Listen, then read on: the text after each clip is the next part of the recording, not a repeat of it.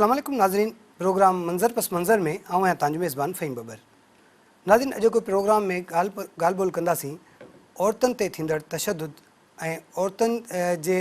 हक़नि जे लाइ जेके जोड़ियल क़ानून आहिनि उन्हनि जे हवाले सां। ख़ासि तौर ते नज़र विझूं त गुज़िरियल कुझु अरसे में सिंध जे अक्सर इलाइक़नि मां औरतुनि ते तशद्दुद जा वाक़िअनि में जेको आहे वधीक तेज़ी अची वई आहे ऐं औरतुनि ते जेके तशद्दुद थियनि था उन्हनि जा केस बि दाख़िल थियनि था, पर अक्सर केस अहिड़ा हुजनि था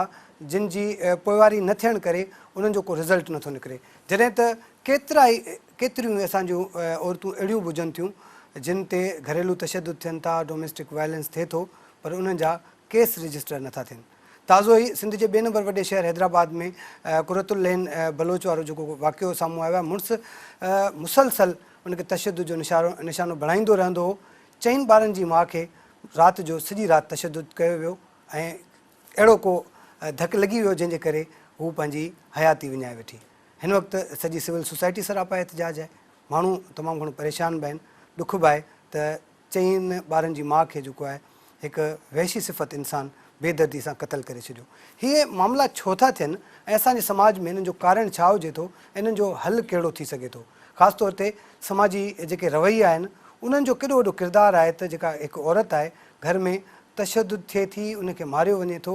पर उनजो केस बि दर्ज नथो थिए। इंसाफ़ जे लाइ के माण्हू जेके दरबदर हुजनि था, वरी उन्हनि खे सही नमूने सां इंसाफ़ बि नथो मिले। अॼोके प्रोग्राम में असांखे जॉइन कयो आहे अलीना राजपर साहिबा, ASP सिटी हैदराबाद आहिनि। उन सां गॾु मारवी अहवान साहिबा असां सां गॾु आहिनि, एग्ज़ेक्टिव डायरेक्टर आहिनि वुमेन प्रोटेक्शन सेल जूं। तव्हां ॿिन्हिनि जी वॾी वॾी महिरबानी। अलीना, तव्हां खां शुरू कंदासीं। थी ॾाढो ख़तरनाक वाक़ियो पेश आयो आहे। हूअं त असां तसलसुल में ॾिसूं त 2-3 वाक़िया, शाज़िया जो वाक़ियो हो सैरिश नगर में, उनखे गोली हणी मारियो वियो। वरी उन खां अलावा जेको आहे हिकिड़ो वाक़ियो अहिड़ो बि पेश आयो जंहिंमें मुड़ुसु पंहिंजी ज़ाल खे छित तां किराए छॾियो। कुरत वारे वाक़िए खे तव्हां कीअं था ॾिसो, जहिड़ी रीति उनमें उनखे मर्डर कयो वियो, तशद्दुद कयो वियो? हिन वक़्तु ताईं पोज़ीशन बि इहा ॿुधाइजो त केस जी पोज़ीशन किथे आहे ऐं कारण तव्हांखे छा थो लॻे? डोमेस्टिक वायलेंस जेको सो असांजी सोसाइटी में प्रिवेलेंट एतिरो आहे कि it happens at every other home, लेकिन इन जी रिपोर्टिंग ॾाढी घटि आहे। कुरतुलैन जे असां जेको केस खे ॾिठो आहे, अञा ताईं असांखे ख़बर आहे कि इट वॉज़ अ रूटीन उन्हनि जे घर में, जेको ॿारनि सां असां ॻाल्हायो आहे कि इहो थींदो रहंदो। बट ॾिसो कि हेतिरे सालनि में नेवर वंस छा कुरतुलैन कंहिं बि इहो अॻियां अची ॿुधायो त she was suffering through it. शायदि अगरि उनजी फैमिली या हूअ पाण अॻियां अची ॿुधाइनि हा that she was suffering through this, त उनजी शायदि ज़िंदगी बची वञे हा। त असांजी सोसाइटी में domestic violence is treated as कि भई इहे त थींदो रहंदो आहे, which should not be the case. Violence is violence, जिते बि थिए थो त इहो वायलेंस आहे। इन केस जे हवाले सां FIR दर्ज कई वई आहे। We have registered an FIR under section 302, क़त्ल जी FIR दर्ज थी आहे हिन में। ऐं जेको जवाबदार आहे, मुख्य जवाबदार, उहो असां वटि अंडर कस्टडी आहे, जंहिंजो कोर्ट खां असांखे 5 ॾींहंनि जो पुलिस कस्टडी रिमांड मिलियो आहे। जाइ सरज़मीन तां सॼा एविडेंस कलेक्ट करे आया आहियूं, जंहिंमें जेके बि शयूं हुयूं, जंहिंमें असां फरियादी पार्टी खे बि गॾु वठी वियासीं त इन केस एनीथिंग जेका पुलिस जी नज़र खां या का शइ जेका उहे ॿार, छो त ॿार उन वक़्तु मौजूदु आहे, हाईलाइट करणु चाहिनि, आइडेंटिफाई कराइणु चाहिनि, उन्हनि कुझु शयूं असांखे ॿुधायूं। सो पुलिस हिन में कंप्लीट जेको सो न कॉशियस आहे कि को बि एविडेंस असांजी नज़र खां न वञे, and we are making sure कि एवरी पॉसिबल रेमेडी में बि यूज़ ताकि कुरतुलैन खे जस्टिस मिली सघे। अच्छा, ऐं ॿारनि जी जेका ॻाल्हि कई त ॿारनि जे साम्हूं तशद्दुद थियो आहे? ॿार जेका असां फ़िलहालु वॾी धीउ जेका आहे उन सां जो रामीन, उन सां ॻाल्हायो आहे, जेका ॿुधाए पई कि she was seeing it. But then again ॿार डिॼियल हुया त उहे ब्लैंकेट जे अंदरि शी वॉज सेइंग कि असां सुम्हण जी एक्टिंग पिया कयूं ताकि असांखे बि को मतिलबु मारियो न वञे, छो त जेको हंगामो थींदो हूंदो हुन में ॿार डिॼी विया हूंदा, दे वे यंग एज चिल्ड्रन। त इन जे करे ॿारनि उहो रामीन ॿुधायो आहे वॉट एवर शी सॉ। अच्छा, मारवी ॾाढो ख़तरनाक वाक़ियो, ॾाढो ज़ाहिर जॾहिं खां असां ॾिठो आहे, जॾहिं ॿुधूं था, रिपोर्ट कयूं था असां, त राति मूं मासूम जेका ॿारड़ी आहे उन खां जॾहिं इंटरव्यू कयो, उन खां पुछा कईसीं त उन जेको लहजो, उन ॿुधण जो, उन मतिलबु अहिड़ो हो त हिकिड़ो मासूम ॿारु, हुन मतिलबु ज़हन ते वॾो उन जो दबाव हो। कीअं था ॾिसो हुन सॼे वाक़िए खे तव्हां? जॾहिं असां घरेलू तशद्दुद जी ॻाल्हि कंदा आहियूं त उहो सिर्फ़ु हिकिड़ी औरत जे मथां न पियो थिए, लेकिन उन में उन जा ॿार बि सफ़र कनि पिया। इमोशनली बि साइकोलॉजिकली बि ॿार जेको इहो डैमेज उन्हनि खे थियो आहे उन्हनि जी लाइफ खे, उहो सिर्फ़ु अॻियां जेको आहे सिर्फ़ु जेको आहे माली तौर ते या बाक़ी ॿियनि सोशल जेके बि प्रिविलेजिस आहिनि या जेके उन्हनि खे मिलणु खपनि बेसिक नीड्स, उन्हनि सां गॾु गॾु हिकिड़ो साइकोलॉजिकल ऐं इमोशनल ट्रॉमा आहे जेको हमेशह ॿारनि सां रहंदो। असां हिन केस में ॾिसूं पिया कि मां त क़तल थी चुकी आहे लेकिन पीउ जेल में आहे, त तव्हां ॾिसो कि ॿारनि जी साराह केरु कंदो ऐं केरु सुठे नमूने करे सघे थो माउ पीउ जे सिवा। त डोमेस्टिक वायलेंस हिकिड़े पूरे घर खे तबाह कयो। डोमेस्टिक वायलेंस सिर्फ़ु हिकिड़ी ज़िंदगी न खणी वियो लेकिन 4 ॿार, हिकिड़ी उहा पाण ख़ातून ऐं मुड़ुसु पाण बि इहो कमु करे कोई पाण सां चङो न कयो, उहो हाणे जेल में आहे। बाक़ी जेकी ॾिसूं हुन जे लाइ छा थी जजमेंट अचे, हुनखे उमिरि कैद थी मिले या हो केतिरी सज़ा हुनखे मिले थी, लेकिन ज़िंदगी हाणे हुनजी बि कुझु न आहे रही। त असां हिन केस खे ऐं जेके बि केसिस थींदा आहिनि असां एज़ ए एग्ज़ैम्पलरी खणंदा आहियूं ऐं असां माण्हुनि खे, सोसाइटी खे, पेरेंट्स खे घड़ी घड़ी इहो सम्झाइण जी कोशिशि कंदा आहियूं कि जॾहिं बि इहे वाक़िया थियनि था तव्हां महिरबानी करे रिपोर्ट कयो। अगरि तव्हां रिपोर्ट नथा कयो, तव्हांखे पंहिंजे ख़ानदाननि जी एॾी इज़त प्यारी आहे, तव्हां नथा चाहियो इहे शयूं मीडिया ते अचनि, त घर जा वॾा वेहनि सॉल्व कनि। चइबो आहे न कि का शइ थिए थी इनिशियल स्टेज ते ई। एतिरनि ॾींहंनि खां अगरि तशद्दुद 4 ॿारनि जी माउ हुई, एतिरे ॾींहंनि खां जीअं जहिड़ी रीति हुनजा माइट चवनि पिया वक़्त खां एतिरे टाइम खां तशद्दुद थिए पियो। ऐं जीअं असां ॿारनि जी स्टेटमेंट्स ॿुधूं था, माइटनि जी स्टेटमेंट्स ॿुधूं था, एनी खे कढी छॾंदा हुया। उहा घर मां निकिरी वेंदी हुई, वरी उनखे अची वेंदी हुई, छो जो चवंदी हुई ॿारनि जो छा थींदो। त कंहिं वॾे खे उन वक़्तु बीहणो खपे आहे हर केस में डोमेस्टिक वायलेंस जे। लेकिन हाणे त इहो ॾाढो वॾो वाक़ियो थी वियो आहे त असां इहो ई विश था करे सघूं कि वरी का कुरतुलैन बलोच न थिए, वरी इहो वाक़ियो ॿी कंहिं न्याणी सां न थिए ऐं ॿी कंहिं ख़ानदान, उन जे ॿार ऐं सॼी फैमिली डिस्ट्रॉय थी वई आहे हिते। मां इहो चवां थी कि बिल्कुलु एनी सां नाजाइज़ थियो आहे, ग़लति थियो आहे, मासूम हिकिड़ो हुनजो क़त्ल थियो आहे, लेकिन उहे 4 ॿार ऐं उन माण्हू पाण सां बि सही नाहे कयो इहो। त इन तरह जा जेके बि केसिस असांजी सोसाइटी में थियनि था, इनिशियल स्टेज ॾाढो इम्पॉर्टेंट हूंदो आहे जॾहिं पहिरीं दफ़ा कंहिं बि औरत जे मथां तशद्दुद थिए थो। जेको पहिरियों स्टेज आहे उन वक़्तु तव्हांखे पंहिंजे पाण खे बचाइणो आहे, डिफेंस में तव्हांखे रोकणो आहे उन अमल खे, तव्हांखे पंहिंजे वॾनि खे विच में विझणो आहे। अगरि नथी सिचुएशन हैंडल थिए त तव्हां कानून जी मदद वठो। कानून कहिड़ी रीति मदद करे सघे थो अनिला इन सॼे केस में? नंबर 1 जेका प्राइमरी मुंहिंजो एस्पेक्ट आहे त there should be reporting. Reporting सां इहो थींदो that it sets the law in motion. जेको असांजे FIR जे थ्रू थींदो आहे, बट देन अगेन जेको असां एवरीडे वुमन प्रोटेक्शन सेल, असां वटि कंप्लेंट सेल आहिनि, मल्टीपल केसिस ऑफ वायलेंस ईंदा आहिनि जंहिंमें पुलिस पंहिंजो role as a mediator play करे ॿिन्हिनि पार्टीज़ खे वेहारे उन्हनि खे बाउंड कंदी आहे त हाणे इहो इंसिडेंट न थिए। त जेको माण्हू कंदो रहंदो हो उनखे जॾहिं पुलिस अची या को हिकिड़ो विच में मीडिएटर अची जेको सोसाइटी में को इन्फ्लुएंस एक्सर्ट करे सघे थो, उनखे बाउंड राउंड करे थो त इहो न थिए या कुझु न थिए, त I think some what attitude में चेंज ईंदो आहे। इहो हिकिड़ी रूटीन प्रोसीडिंग आहे जेका असां कंदा बि आहियूं। जंहिंसां कंप्लेंट्स ईंदियूं आहिनि त असां ॿिए पार्टी खे लिखाईंदा आहियूं त अगरि तव्हां लिखियो, अगरि तव्हां कयो बि इहो हाणे, त असां तव्हांजे ख़िलाफ़ु कानूनी कार्रवाई FIR दर्ज कंदासीं एंड इन अदर वेज़ कि तव्हांजे ख़िलाफ़ु एक्शन खयो वेंदो। त आई हैव सीन कि एटीट्यूड्स चेंज थींदा आहिनि,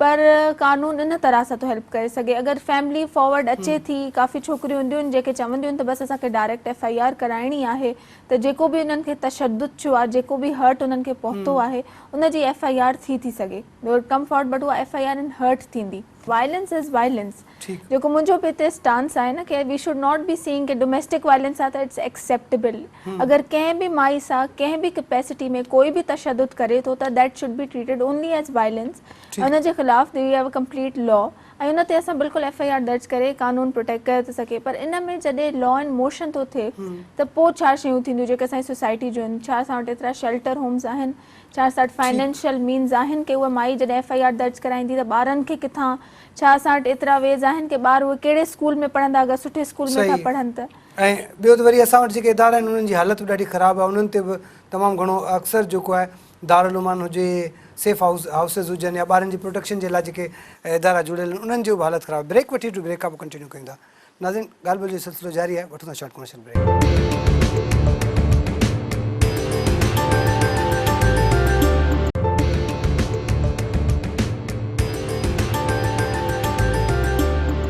नाज़रीन प्रोग्राम मंज़र पस मंज़र में औरतुनि ते थींदड़ तशद्दुद ऐं जेके क़ानून पास थियल आहिनि ख़ासि तौर ते डोमेस्टिक वायलेंस वारो जेको क़ानून आहे त औरतुनि ते जेको घरनि में तशद्दुद थिए थो उनखे क़ानून सपोर्ट करे थो, उनखे पुलिस सपोर्ट करे थी। अगरि का औरत घर में तशद्दुद थिए थी या वरी उन ते कंहिं क़िस्म जो जेको आहे हिरासमेंट कई वञे थी त उन्हनि जे लाइ क़ानून आहे, उन्हनि जे लाइ मुख़्तलिफ़ इदारा आहिनि जुड़ियल आहिनि जेके कमु कनि पिया। न सिर्फ़ु पुलिस सां जुड़ियल वुमेन प्रोटेक्शन सेल आहे, उनखां अलावा जेको आहे ख़ासि तौर ते असां अगरि ॻाल्हि कयूं SSP ऑफिस में हिकिड़ो कंप्लेन सेंटर बि हूंदो आहे ऐं उते वुमेन औरतुनि जो हिकिड़ो अलॻि सां जेको आहे थाणो बि हूंदो आहे। उते इहे औरतूं जेके आहिनि जेके मुतासिर थियनि थियूं उहे पंहिंजो रिकॉर्ड कराए सघनि थियूं, रिपोर्ट करे सघनि थियूं, इंसाफ़ हासिल करे सघनि थियूं। त उन हवाले सां ॻाल्हि ॿोल जो सिलसिलो जारी आहे। मां बि ब्रेक खां पहिरीं जीअं अलीना ॿुधायो त क़ानून आहे, क़ानून सपोर्ट करे थो, पर माण्हू अचनि नथा। छा कारण सम्झो था औरत घर असां ख़ाली कुरतुल वारे केस खे डिस्कस पिया कयूं त 4 ॿारनि जी माउ आहे, मुसलसल तशद्दुद थिए थी, हुन भाउ जो हुनजे वालदेन जो इहो चवणु आहे त उहो जेको उमर मेमण हो जेको हिन में एक्यूज़ड आहे उहो मुसलसल तशद्दुद बि कंदो हो छोकिरी ते, ड्रिंकर बि हो, ॿारनि खे बि मारींदो हो, कॾहिं घरां बि कढी छॾींदो। एतिरे अरसे में हुननि कॾहिं रिपोर्ट दर्ज न कराई, कंहिं थाणे ते न विया, कंहिं पंहिंजी पंचायत में कंहिं वॾेरे खे पंहिंजे जीअं थींदो आहे फैमिली में सभिनि खे गॾु करे उन्हनि को उते वेही फ़ैसिलो न कयो। इन जा कहिड़ा ख़तरनाक नतीजा निकिरी सघनि था? अच्छा फ़हीम, असां हिन केस के स्पेसिफिकली कंहिंखे बि एॾो ॾुख जो हिन वक़्तु हुननि जे घर में माहौल आहे कि असां कंहिंजे नाले ईअं नथा चई सघूं कि इहो छो न उथियो, हिन छो न कंप्लेन कई या कंहिंजी ग़लती हूंदी, कंहिंजी न। केतिरा अहिड़ा केस आहिनि? असां अगरि तव्हां जनरली ॾिसो न, तव्हां पाण फिगर हूंदी सॼे सिंध में केतिरा केस रिपोर्ट था थियनि? ॾिसो अञा ताईं जेकी मां तव्हांखे 2021 जे हवाले सां ॻाल्हि कंदमि त हैदराबाद जे 9 डिस्ट्रिक्ट मां असांखे 459 cases women and children protection cell जे सेंटर्स में domestic violence, house detention, threats in नौईअ जा केसिस रिसीव थिया आहिनि। अगरि असां इंडिपेंडेंटली सिर्फ़ु हैदराबाद डिस्ट्रिक्ट जी ॻाल्हि कंदासीं त 161 असांखे वॾो अंग आहे, 161 वॾो अंग आहे। मतलब 6 महीननि में हाणे 6 महीननि में 161 अगरि सिर्फ़ु हैदराबाद जूं औरतूं हिरासमेंट जो शिकार थियनि थियूं त इहे त थियूं रिपोर्ट। उहे बि केतिरा केस हूंदा जेके रिपोर्ट नथा थियनि। बिल्कुलु इहा ई ॻाल्हि आहे ऐं असां त एप्रिशिएट कंदा आहियूं जॾहिं बि ख़वातीन सेल ताईं या पुलिस स्टेशन ताईं उथी करे अचनि थियूं, पंहिंजी कंप्लेन खे रजिस्टर कराइनि थियूं, छो जो असां इहो ई चाहियूं था कि हिनखे इनिशियल लेवल ते ई प्रिवेंट कयो वञे। हाणे जॾहिं असां हिन नौईअ जे केसिस खे ॾिसूं था कि ख़वातीन छो नथियूं अचनि, छो जो उन्हनि खे इहो डपु आहे कि असांजा नाला मीडिया में अची वेंदा, असांजी बेइज़ती थी वेंदी ऐं अगरि असां पंहिंजे मुड़ुस जे ख़िलाफ़ क़दम खणूं त शेल्टर हलियो वेंदो, ॿार स्कूलिंग कीअं कंदा, पढ़ाई वढ़ाई हुननि जी कीअं थींदी, बल्कि खाधो असांजे पेट में कीअं ईंदो। इहे जेके सोशल इश्यूज़ आहिनि इन्हनि जे करे असांजी ख़वातीन इन तरह जे तशद्दुद के बर्दाश्त कनि थियूं, आवाज़ नथियूं खणनि। हाणे वुमेन प्रोटेक्शन सेल जेको सिंध पुलिस सां कमु करे रहियो आहे, असांजी जेकी स्ट्रेटजी आहे इन्हनि केसिस खे डील करण जी, जेके पाण चऊं था कि GBV केसिस खे असां डील था कयूं, त असां जेके इनिशियल स्टेज ते असां वटि अचनि थियूं असां हुननि जी आइडेंटिटी रिवील नथा कयूं, केरु ख़ातून आई, कहिड़े ख़ानदान जो मसइलो आहे। हाणे जेके इन खे रिज़ॉल्व करण जी ॻाल्हि आहे त पुलिस एक्शन खां पहिरीं जेकी अलीना बि हींअर तव्हांखे ॻाल्हि कई, दैट इज़ काउंसलिंग, कि उन्हनि खे काउंसलिंग प्रोवाइड कई वञे थी, उन्हनि खे फैमिलीज़ खे रिहेबिलिटेशन जी तरफ़ आणियो थो वञे, उन्हनि खे इहो रियलाइज़ थो कयो वञे कि केतिरो ज़रूरी आहे कि तव्हां कानून इन लाइ मौजूदु आहे, तव्हां कानून जी ख़िलाफ़ वर्ज़ी न कयो ऐं तव्हां सही नमूने सां पंहिंजे घर में रहो, पंहिंजे बच्चनि जो ख़र्च खणो तरीक़े सां। त इहे जेके सोशल इश्यूज़ आहिनि जिन्हनि खे असां नॉन कॉग्निजेबल ऑफेंस बि चऊं था, जॾहिं इहे थियनि था, जॾहिं इहे पुलिस में रिपोर्ट कनि था, त असां ॾिसो पुलिस त ऑप्शन्स ॾेई सघे थी न, इदारा त ऑप्शन्स ॾेई सघनि था कि तव्हां असां वटि अचो, असां तव्हांखे काउंसलिंग प्रोवाइड कंदासीं। अगरि ॿी का तव्हांखे कंहिं लॉयर जी ज़रूरत पवंदी त उन लाइ बि ग्रुप्स आहिनि, असां तव्हांखे लॉयर सां बि कनेक्ट कराईंदासीं। पुलिस एक्शन जी ज़रूरत आहे, पुलिस ॾिसो इन में ॻाल्हि ॿोल नथी थी सघे। हिकिड़ी माई जो मथो फाटो पियो आहे, इहो चए थी मुंहिंजे मुड़ुस खे घुराए सम्झायो, उनखे छा सम्झायूं कि नेक्स्ट टाइम तव्हांजो मथो न फाड़े। इहो कॉग्निजेबल ऑफेंस आहे। जॾहिं तव्हांजे मथां वायलेंस थियो आहे त तव्हांखे रिपोर्ट कराइणो आहे, छो जो अहिड़े क़िस्म जी शयूं अगरि असां ॻाल्हि ॿोल कंदासीं त हिकिड़ो माण्हू मथो फाड़े ॾिसी चुको कि मुंहिंजे मथां के कारवाही न कई त हाणे उहो उन खां वधीक हार्म ॾेई थो सघे। त इहे कुझु शयूं आहिनि जेके असांखे, सोसाइटी खे, पेरेंट्स के, इवन मां त चवंदमि पाड़े वारा बि हिन में रोल प्ले कनि। अगरि एनी खे एॾे बुरे तरीक़े सां मारियो वियो हूंदो त ख़वातीन अक्सर असांजूं घरेलू पाड़े में कनेक्टेड हूंदियूं आहिनि। असां वटि अक्सर ईअं हूंदो आहे, पाड़े मां कॉल्स अची वेंदियूं आहिनि, जीअं पेंडेमिक्स में असां ॾिसूं पिया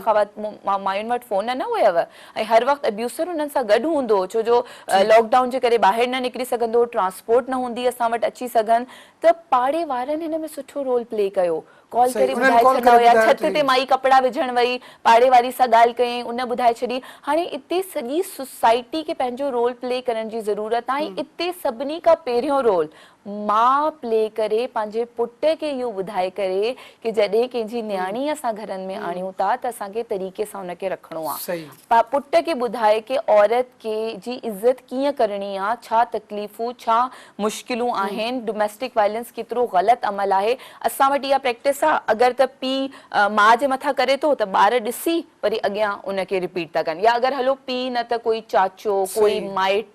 कोई ॿियो माण्हू, यानी सोसाइटी डोमेस्टिक वायलेंस के, तशद्दुद के, हथ खणण के, धिको ॾियण के, इन्हनि अमलनि के हिकिड़ो नॉर्मलाइज़ एटीट्यूड करे छॾियो आहे। तव्हां जॾहिं क्राइम खे एक्सेप्ट कंदव, पंहिंजी प्रैक्टिसिस में नॉर्मलाइज़ उनखे करे छॾंदव त पोइ उहो क्राइम किथे रहंदो। इते रियलाइज़ेशन करण जी बि ज़रूरत आहे कि तव्हां पहिरीं उनखे क्राइम त सम्झो, इन सां तव्हां ॾिसो कि एक्सट्रीम लेवल कीअं थी थिए। जॾहिं उहो तशद्दुद बर्दाश्त करे पई इनिशियल स्टेजिस ते, कॾहिं हुन जो हथ भञी छॾियो हुनई, कॾहिं हुनखे खणी का शइ ज़ोर सां हई हुनई, कॾहिं जूता हया हुनई, कॾहिं छा, हाणे इहो थी थी थी थी आख़िर हिकिड़े धक में डेथ थी वई।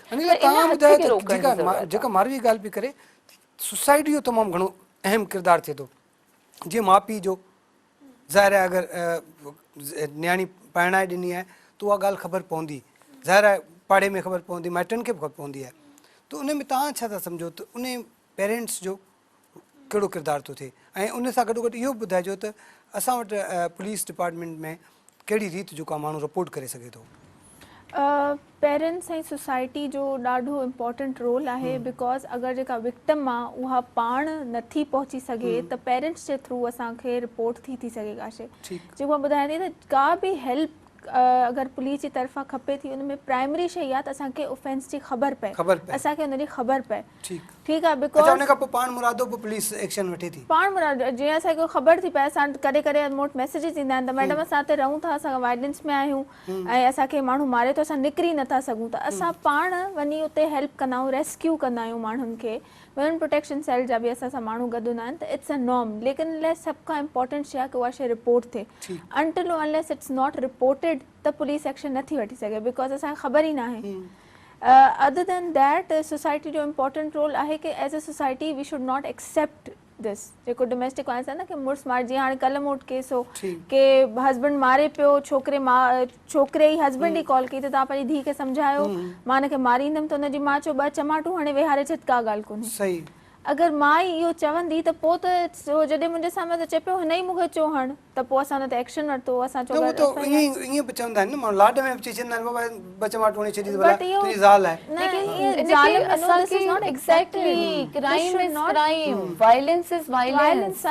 को बि मां छो चए, कंहिंखे राइट न आहे कंहिं बि इंसान खे कि ॿिए खे मारे, कावड़ में कहिड़े बि जेको ॿी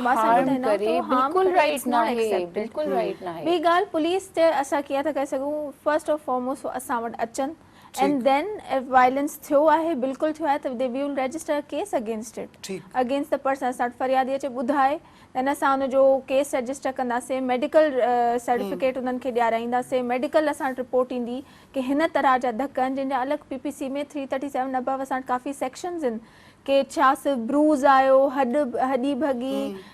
जेको कट आयो, इन जा सॼा सेक्शन्स आहिनि। Will register case against it, but first and most importantly it is reported. पर जॾहिं असां वटि ईअं बि थींदियूं आहिनि न, त मायूं अगरि रिपोर्ट कराईंदियूं आहिनि त पोइ जॾहिं केस स्टार्ट थींदो आहे त उहो रिकंसिलिएशन में चवंदियूं आहिनि त न असांखे बसि नाहे करिणो अॻियां प्रोसेस केस।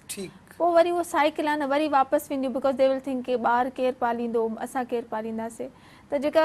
जेके बि मायूं जो suffering through it they should come forward and report to the police and then the police is available असांखे जेका बि हेल्प हूंदी अच्छा इहो ॿुधायो ख़ासि तौर ते ज़ाहिर आहे असां वटि औरत खे समाज में जहिड़ी रीति असां डिस्कस कयूं पिया तशदुद बि थिए थो उन ते न सिर्फ़ु डोमेस्टिक वायलेंस वर्क प्लेसिस ते हैरास थियनि थियूं मायूं ऐं उहे जेके नियाणियूं असांजूं पढ़नि थियूं कॉलेजनि में यूनिवर्सिटीज़ में उते उन्हनि खे हैरासमेंट थिए थी उन्हनि सां त ख़ासि तौर ते स्पेशली असांजे समाज में औरत खे वॾी इज़त बि ॾींदा आहियूं असां मान हूंदो आहे औरत जो मर्तबो हूंदो आहे त औरत जे लाइ असां वटि प्रायोरिटीज़ अलॻि हूंदियूं आहिनि छा पुलिस डिपार्टमेंट में औरत जे लाइ अलॻि प्रायोरिटी हुजणु आहे पुलिस एज अ डिपार्टमेंट जॾहिं मां हुनखे जॉइन बि कयां पई त एज अ सोसाइटी में even my parents were apprehensive के पुलिस खे डिपार्टमेंट आहे बट आई थिंक के जेतिरो तव्हांखे पुलिस में एज अ वुमेन सपोर्ट थो कयो वञे एम्पावर थो कयो वञे आई एम श्योर ॿिए डिपार्टमेंट्स में हूंदो but I have witnessed it first hand के इलाही घणो आहे इवन माई बॉसिस जेको मां सर खे कन्वे कयां की सर इहो ईअं थियो आहे त they take my word for it ऐं हुन ते ॾाढो उहो माइंडफुल बि हूंदा आहिनि त वर्क प्लेस हरासमेंट बिल्कुलु हूंदी लोअर लेवल्स ते हूंदी in terms of me I have not experience it could be because छो त मां ॿी लेवल ते आहियां पर मां फर्स्ट हैंड हुनखे experience in police as a department न कयो आहे एंड आई इन माई कैपेसिटी मेक श्योर कि का बि माई आहे उनखे कंहिं बि पुलिस वारे जी तरफ़ां इहा न थिए ऐं अगरि का अहिड़ी पुलिस जे अगेंस्ट कंप्लेन ईंदी आहे उनखे ॾाढो स्ट्रिंजेंटली वठियो वेंदो आहे उनखे ॾाढो स्ट्रिक्टली वठियो वेंदो आहे उनखे सख़्तु एक्शन खयो वेंदो आहे ठीकु आहे ब्रेक वठी वठूं नाज़रीन ॻाल्हि ॿोल जो सिलसिलो जारी आहे वठूं था शॉर्ट कमर्शियल ब्रेक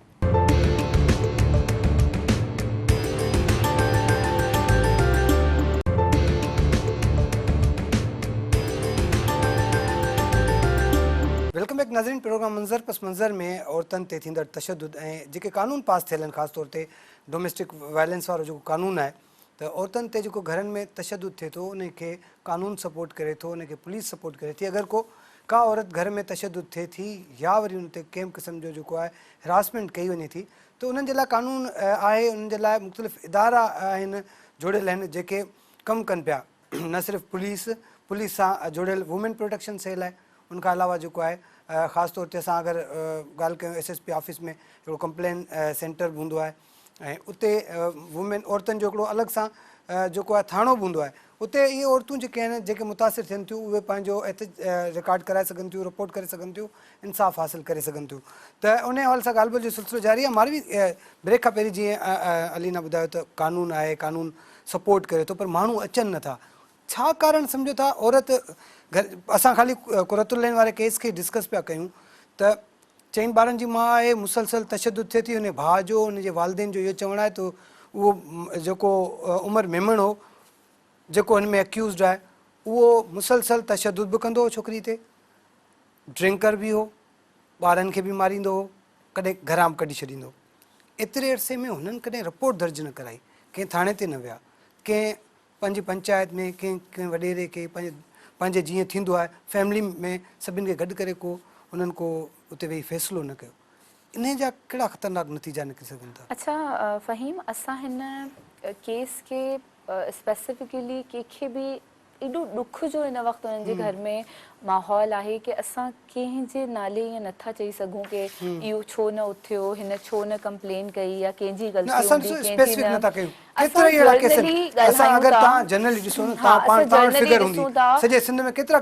ॾिसो अञा ताईं जेकी मां तव्हांखे 2021 जे हवाले सां ॻाल्हि कंदमि त हैदराबाद जे 9 डिस्ट्रिक्ट मां असांखे 459 cases women and children protection cell जे सेंटर्स में domestic violence house detention threats इन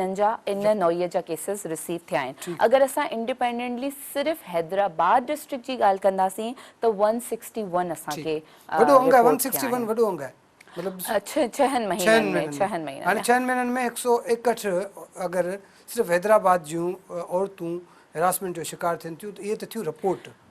उहे बि केतिरा केस हूंदा जेके रिपोर्ट नथा थियनि। बिल्कुलु इहा ई ॻाल्हि आहे ऐं असां त एप्रिशिएट कंदा आहियूं जॾहिं बि ख़वातीन सेल ताईं या पुलिस स्टेशन ताईं उथी करे अचनि थियूं, पंहिंजी कंप्लेन खे रजिस्टर कराइनि थियूं, छो जो असां इहो ई चाहियूं था कि हिनखे इनिशियल लेवल ते ई प्रिवेंट कयो वञे। हाणे जॾहिं असां हिन नौईअ जे केसिस खे ॾिसूं था कि ख़वातीन छो नथियूं अचनि, छो जो उन्हनि खे इहो डपु आहे कि असांजा नाला मीडिया में अची वेंदा, असांजी बेइज़ती थी वेंदी, ऐं अगरि असां पंहिंजे मुड़ुस जे ख़िलाफ़ कदम खणूं त शेल्टर हलियो वेंदो, ॿार स्कूलिंग कीअं कंदा, पढ़ाई वढ़ाई उन्हनि जी कीअं थींदी, बल्कि खाधो असांजे पेट में कीअं ईंदो। इहे जेके सोशल इश्यूज़ आहिनि, इन्हनि जे करे असांजी ख़वातीन इन तरह जे तशद्दुद के बर्दाश्त कनि थियूं, आवाज़ नथियूं खणनि। हाणे वुमेन प्रोटेक्शन सेल जेको सिंध पुलिस सां कमु करे रहियो आहे, असांजी जेकी स्ट्रेटजी आहे इन्हनि केसिस खे डील करण जी, जेके पाण चऊं था कि GBV केसिस खे असां डील था कयूं, त असां जेके इनिशियल स्टेज ते असां वटि अचनि थियूं, असां हुननि जी आइडेंटिटी रिवील नथा कयूं, केरु ख़ातून आई, कहिड़े ख़ानदान जो मसइलो आहे। हाणे जेके इन खे रिज़ॉल्व करण जी ॻाल्हि आहे, त पुलिस एक्शन खां पहिरीं जेकी अलीना बि हींअर तव्हांखे ॻाल्हि कई, दैट इज़ काउंसलिंग, कि उन्हनि खे काउंसलिंग प्रोवाइड कई वञे थी, उन्हनि खे फैमिलीज़ खे रिहेबिलिटेशन जी तरफ़ आणियो थो वञे, उन्हनि खे इहो रियलाइज़ थो कयो वञे कि केतिरो ज़रूरी आहे कि तव्हां कानून इन लाइ मौजूदु आहे, तव्हां कानून जी ख़िलाफ़ वर्ज़ी न कयो ऐं तव्हां सही नमूने सां पंहिंजे घर में रहो, पंहिंजे बच्चनि जो ख़र्च खणो तरीक़े सां। त इहे जेके सोशल इश्यूज़ आहिनि जिन्हनि खे असां नॉन कॉग्निजेबल ऑफेंस भी चऊं था, जॾहिं इहे थियनि था, जॾहिं इहे पुलिस में रिपोर्ट कनि था, त असां ॾिसो पुलिस त ऑप्शंस ॾेई सघे थी न, इदारा त ऑप्शंस ॾेई सघनि था कि तव्हां असां वटि अचो, असां तव्हांखे काउंसलिंग प्रोवाइड कंदासीं, अगरि ॿी का तव्हांखे कंहिं लॉयर जी ज़रूरत पवंदी त उन लाइ बि ग्रुप्स आहिनि, असां तव्हांखे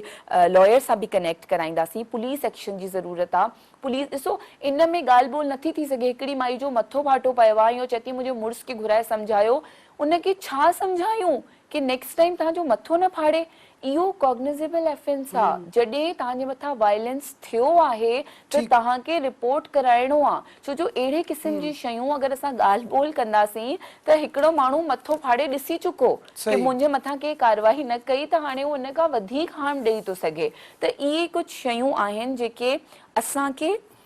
सोसाइटी खे,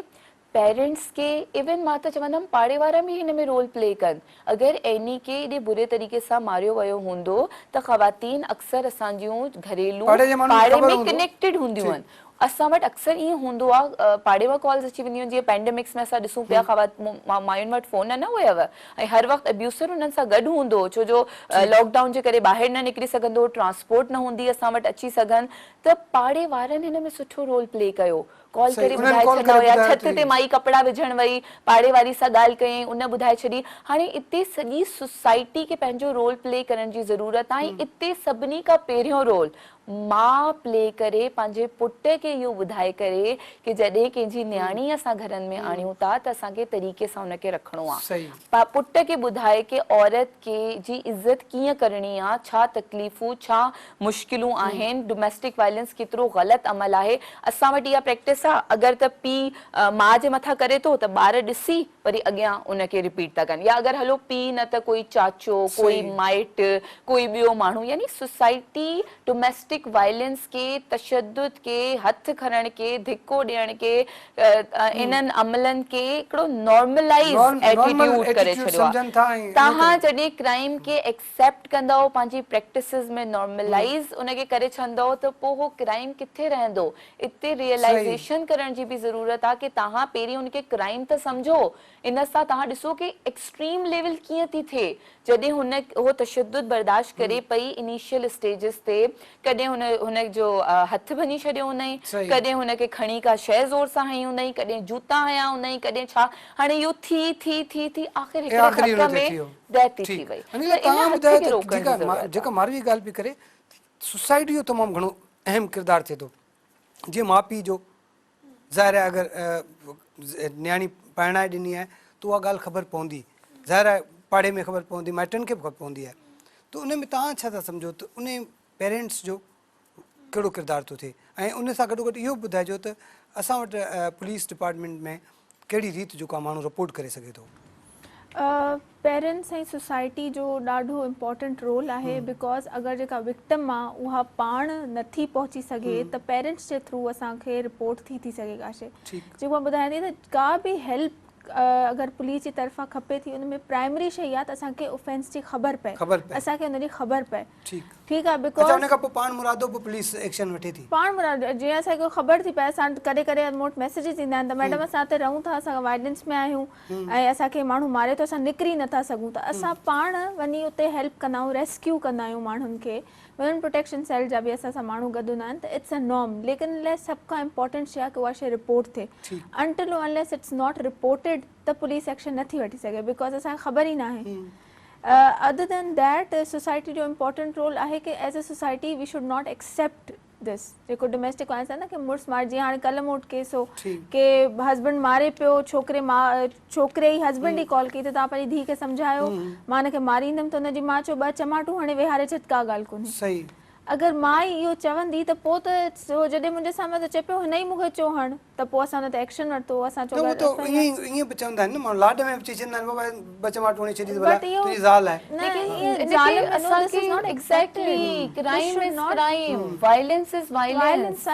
को बि मां छो चए कंहिंखे राइट न आहे कंहिं बि इंसान खे के ॿिए खे मारे कावड़ में कहिड़े बि जेको ॿी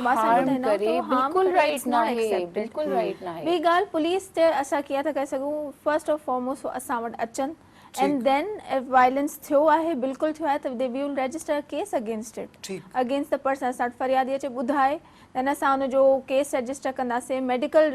सर्टिफिकेट उन्हनि खे ॾियाराईंदासीं मेडिकल असां वटि रिपोर्ट ईंदी कि हिन तरह जा धक आहिनि जंहिंजा अलॻि PPC में 337 अबव असां वटि काफ़ी सेक्शन्स आहिनि कि छा ब्रूज़ आयो हॾी भॻी जेको कट आयो इन जा सॼा सेक्शन्स आहिनि will register case against it but first and most importantly it is reported but जॾहिं असां वटि ईअं बि थींदियूं आहिनि न त मायूं अगरि रिपोर्ट कराईंदियूं आहिनि त पोइ जॾहिं केस स्टार्ट थींदो आहे त उहो रिकंसिलिएशन में चवंदियूं आहिनि त न असांखे बसि नाहे करिणो अॻियां प्रोसेस केस पोइ वरी उहो साइकिल आहे न वरी वापसि वेंदियूं बिकॉज़ दे विल थिंक कि ॿार केरु पालींदो असां केरु पालींदासीं त जेके बि मायूं जो suffering through they should come forward and report to the police and then the police is available असांखे जेका बि हेल्प हूंदी अच्छा इहो ॿुधायो ख़ासि तौर ते ज़ाहिर आहे असां वटि औरत खे समाज में जहिड़ी रीति असां डिस्कस कयूं पिया तशदुद बि थिए थो उन ते न सिर्फ़ु डोमेस्टिक वायलेंस वर्क प्लेसिस ते हैरास थियनि थियूं मायूं ऐं उहे जेके नियाणियूं असांजूं पढ़नि थियूं कॉलेजनि में यूनिवर्सिटीज़ में उते उन्हनि खे हैरासमेंट थिए थी उन्हनि सां त ख़ासि तौर ते स्पेशली असांजे समाज में औरत खे वॾी इज़त बि ॾींदा आहियूं असां मान हूंदो आहे औरत जो मर्तबो हूंदो आहे त औरत जे लाइ असां वटि प्रायोरिटीज़ अलॻि हूंदियूं आहिनि छा पुलिस डिपार्टमेंट में औरत जे लाइ अलॻि प्रायोरिटी हुजणु आहे पुलिस एज अ डिपार्टमेंट जॾहिं मां हुनखे जॉइन बि कयां पई त age a society even my parents were apprehensive के पुलिस खे डिपार्टमेंट आहे बट आई थिंक के जेतिरो तव्हांखे पुलिस में एज अ वुमेन सपोर्ट थो कयो वञे एम्पावर थो कयो वञे आई एम श्योर ॿिए डिपार्टमेंट्स में हूंदो but I have witnessed it first hand के इलाही घणो आहे इवन माई बॉसिस जेको मां सर खे कन्वे कयां की सर इहो ईअं थियो आहे त they take my word for it ऐं हुन ते ॾाढो हो माइंडफुल बि हूंदा आहिनि ॿार स्कूल में आहे ही इज़ अंडर 5 हुनखे लॻे थो हुनजी माउ हुनखे चमाट थी हणे या हुनखे जेके बि असां थींदा आहिनि तंबी करण लाइ सम्झाइण लाइ त चवंदा इट्स एक्सेप्टेबल स्कूल में ॿुधाइणु घुरिजे त violence is not acceptable there are laws तव्हां पुलिस वटि वञो आउटरीच कयो रिपोर्ट कयो देन अॻियां अचो त यूनिवर्सिटीज़ में इहे प्रोग्राम्स थियनि एजुकेशनल इंस्टीट्यूशन्स में इनकॉपरेट थियनि प्रिंट मीडिया ॿुधाए असां ॿिया अवेयरनेस कैंपेन्स कयूं गवर्नमेंट पंहिंजो रोल प्ले करे को हिकिड़े इदारे या कंहिं गवर्नमेंट हिकिड़े इंस्टीट्यूशन जो कमु न आहे it's an institution of entire society society में हर माण्हू खे पंहिंजो रोल प्ले करिणो पवंदो ऐं इहा अवेयरनेस पंहिंजे जेतिरी बि लिमिटेड कैपेसिटी में आहे ॾियणी आहे माण्हुनि खे ताकी ओवरऑल सोसाइटी में इम्प्रूवमेंट उहा ई असां ॻाल्हि था कयूं न कि स्कूलनि कॉलेजनि ऐं घरनि जे लेवल तां जॾहिं सेंसिटाइज़ेशन शुरू थी वेंदी त असां हिननि मामलनि खे हिन सोशल इशू खे सुठे नमूने सां लॉस त पास थियनि था पुलिस भी एक्शन खणे थी but here we need sensitisation as well समाज जे हर माण्हू खे जेको आहे फर्द खे रोल प्ले करणो तव्हां ॿिन्हिनि जी वॾी वॾी महिरबानी नाज़रीन तव्हां ॻाल्हि ॿोल ॿुधी त ही जेके मामला थियनि था उन्हनि समूरनि मामलनि जो हल इहो आहे त असां पंहिंजे समाज खे सेंसिटाइज़ कयूं माण्हुनि खे आगाही ॾियूं ग्रॉस रूट लेवल ताईं वञी आगाही ॾियणी पवंदी असांखे न सिर्फ़ु निसाब में इहे शयूं विझणियूं पवंदियूं पंहिंजनि माण्हुनि खे जेके पढ़िया लिखिया माण्हू हुजनि ऐं जेके अनपढ़ियल माण्हू आहिनि उन्हनि खे बि असांखे ॿुधाइणो पवंदो, पोइ उन्हनि जा तरीक़ा जेके आहिनि उहे कहिड़ा बि थी सघनि था, टूल्स कहिड़ा बि थी सघनि था। असां यूज़ करे सघूं था मीडिया खे, सोशल मीडिया खे, रेडियो खे यूज़ करे सघूं था त जीअं उन्हनि माण्हुनि ताईं इहा ॼाण पहुचे, उन्हनि औरतुनि ताईं, उन्हनि असांजी भेणियुनि ताईं, उन्हनि असांजी अमड़ियुनि ताईं इहा ॼाण पहुचे त अगरि उन्हनि सां कंहिं बि क़िस्म जो को वायलेंस थिए थो, कंहिं बि क़िस्म जो को तशदुद थिए थो, पोइ तशदुद घर में हुजे, ॿाहिरि हुजे, या वरी कंहिं बि क़िस्म जी का हिरासमेंट थिए थी त उन्हनि जे लाइ कानून बि आहिनि, उन्हनि जे लाइ इदारा बि आहिनि, पुलिस बि तव्हांजी मदद करण जे लाइ हर वक़्तु मौजूदु आहे। त तव्हां पंहिंजनि बचनि जी, पंहिंजी भेणुनि जी ऐं असां समाज जी हर औरत जी हिफ़ाज़त करे सघूं था, पर पंहिंजो किरदारु अदा करिणो पवंदो। ईंदड़ प्रोग्राम ताईं ॾींदा इजाज़त। अल्लाह हाफ़िज़।